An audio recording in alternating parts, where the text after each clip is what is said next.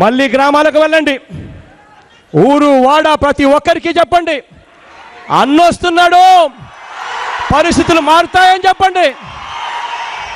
అక్షరాల 25 లక్షల ఇల్లులు కట్టిస్తాము.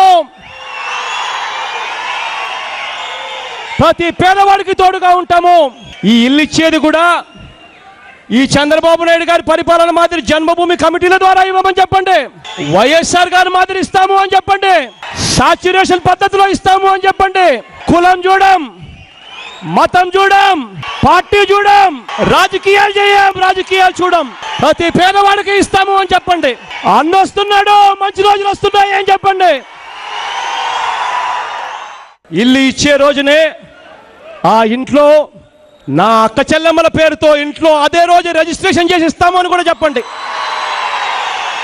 రిజిస్ట్రేషన్ చేసి ఎందుకు చెప్తున్నాను అని అంటే కారణం, ఆ అక్క చెల్లెమ్మలకు ఎప్పుడైనా డబ్బుతో పని పడితే 1.5 లక్ష విలువ చేసి ఆ ఇంటిని తీసుకొని పోయి బ్యాంకులకు వెళ్తే ఆ బ్యాంకులో ఆ ఇల్లు తాకట్టు పెట్టుకొని ఆ అక్క చెల్లెమ్మలకు ఎప్పుడు పడితే అప్పుడు వాళ్ళకు అవసరం ఉన్నప్పుడు 40,000 రూపాయలు 30,000 రూపాయలు అక్క చెల్లెమ్మలకు పావుల వడ్డీకే ఇచ్చే ఏర్పాట్లు కూడా చేస్తామని కూడా చెప్పండి.